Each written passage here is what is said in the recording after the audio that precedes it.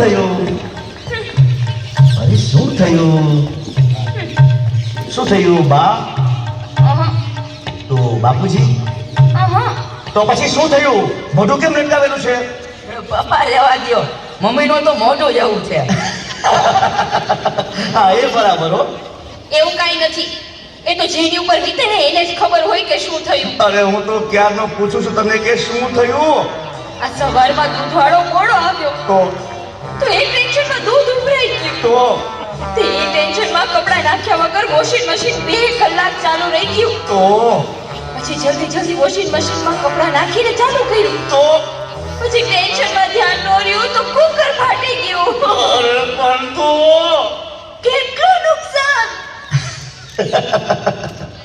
અરે જિંદગીમાં આવા જર્ક તો આવ્યા જ કરશે. આપણે તો એડજસ્ટ કરવાનું ને હસતા રહેવાનું. શું એડજસ્ટ કરવાનું? શું એડજસ્ટ શું એડજસ્ટ શું એડજસ્ટ.